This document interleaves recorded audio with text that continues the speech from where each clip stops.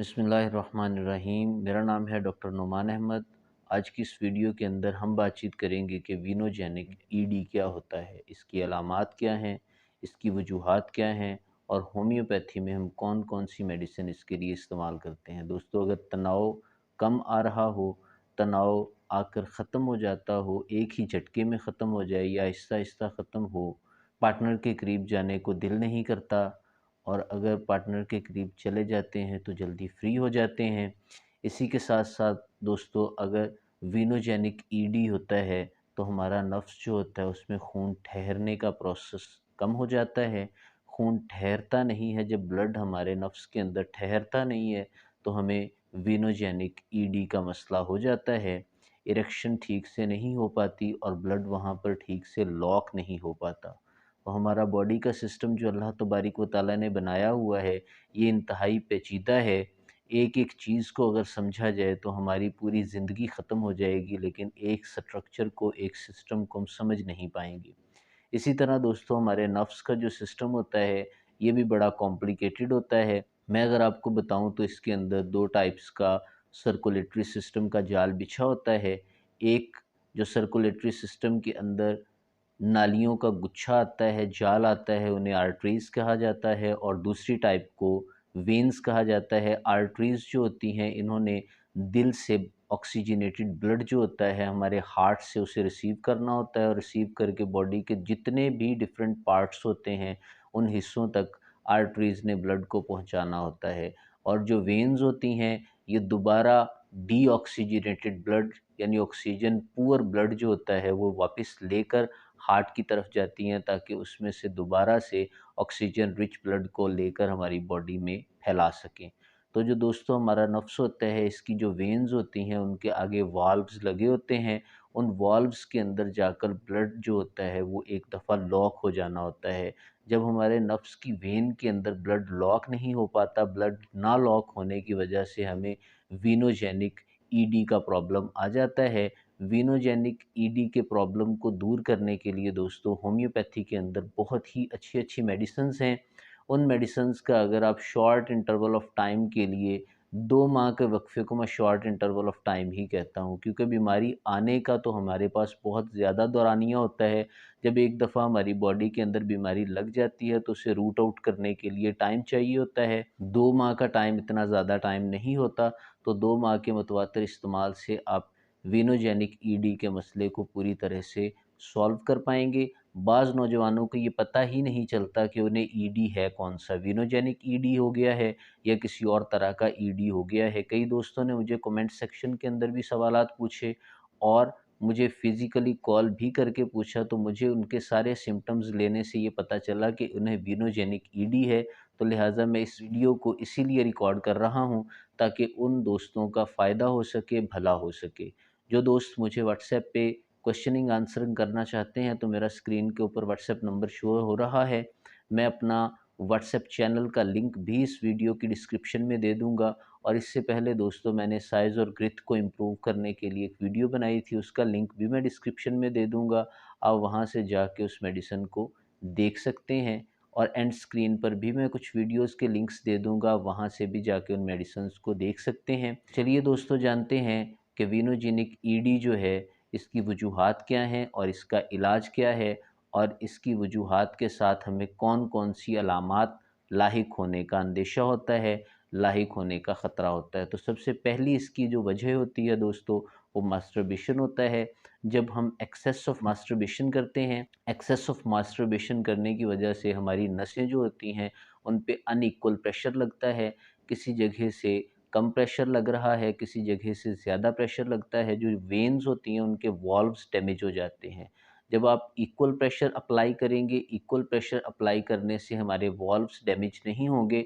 जब unequal masturbation के नतीजे में प्रेशर लगाया जाता है, हम हाथ से प्रेशर लगाते हैं तो वो अनइक्वल होता है, इक्वली डिस्ट्रीब्यूट नहीं होता, तो हमें वीनोजेनिक ईडी का प्रॉब्लम आ जाता है। इसी के साथ दोस्तों, मैंने एक और वीडियो भी रिकॉर्ड करवाई है जिसके अंदर मैंने बताया है मास्टरबेशन के कौन कौन से साइड इफ़ेक्ट्स होते हैं। तो मास्टरबेशन के साइड इफ़ेक्ट्स को ख़त्म करने के लिए स्टेफिसाइगेरिया मेडिसिन भी यूज़ की जाती है, लेकिन जो मेडिसिन सबसे ज़्यादा बेहतरीन है वीनोजेनिक ईडी के लिए, मैं आपको उस लास्ट में बताऊँगा। दूसरे नंबर पे दोस्तों अगर देखा जाए तो वालिदैन के अंदर से भी हमें ये मसला ट्रांसमिट होता है। कई दोस्तों के वालिदैन को ये प्रॉब्लम होता है, फिर उनके वालिदैन को ये प्रॉब्लम होता है, यानी हिस्ट्री एक होती है और बचपन से उन्हें ये प्रॉब्लम जो होता है वो अपने पेरेंट्स से बाय बर्थ लेकर आते हैं, तो ये भी एक इसकी बहुत बड़ी वजह हो सकती है।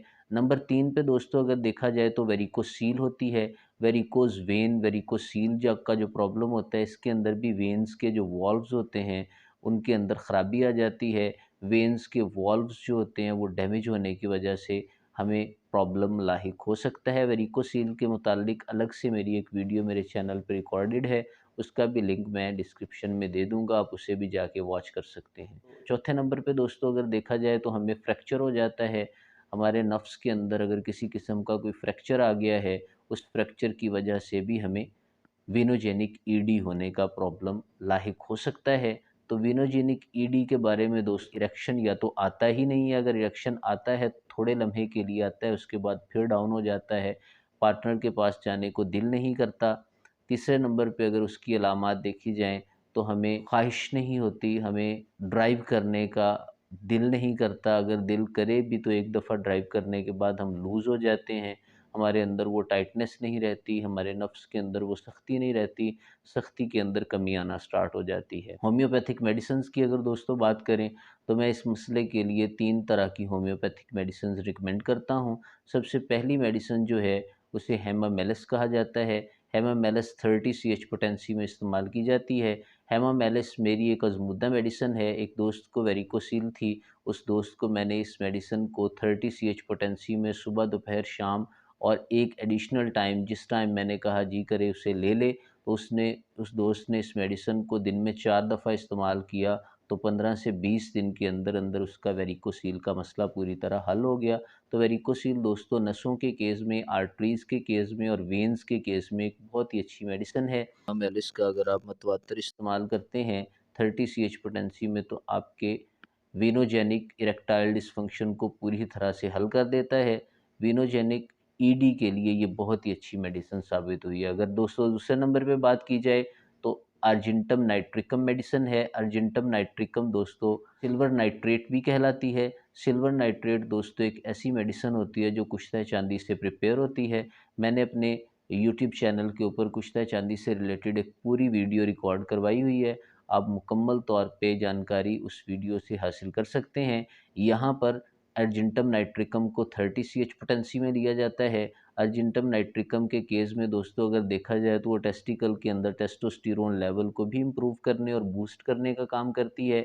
और उसी के साथ साथ दोस्तों अगर हमारे नफ्स के एरिया के मसल्स का देखा जाए तो उसके अंदर जो जाल वेन्स का बिछा होता है, उस जाल को बेहतरीन करती है। बाज़ हुक्मा और तबीब हज़रात ये कहते हैं कि अगर कुश्ता चांदी का इस्तेमाल कर लिया जाए तो इंसान 100 साल में भी बूढ़ा नहीं होता, क्योंकि उसके अंदर से ब्लड वेसल्स जो होती हैं वो डिस्कवर होती रहती हैं और ब्लड वेसल्स उसकी बॉडी को पूरी ताकत मुहैया करती हैं, यानी बुढ़ापे में भी जवानी लौट आती है।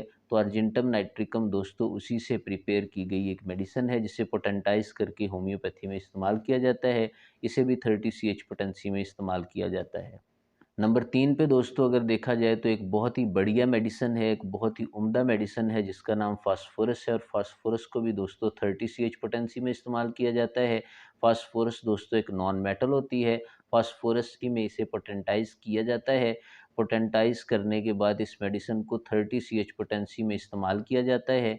ये मेडिसिन दोस्तों बहुत ही अच्छा काम करती है जब नसों के अंदर ख़राबी आ जाती है, मसल्स के अंदर ख़राबी आ जाती है, मसल्स की वीकनेस हो जाती है, ब्लड के अंदर ठीक से फ़्लो होने में दिक्कत रहती है और ब्लड जो होता है ये एक जगह पे स्टॉप नहीं हो पाता। हमारे नफ्स के एरिया में ब्लड को स्टोर होना चाहिए, ब्लड को वहाँ पे रुकना चाहिए, तभी इरेक्शन अच्छा बनेगा।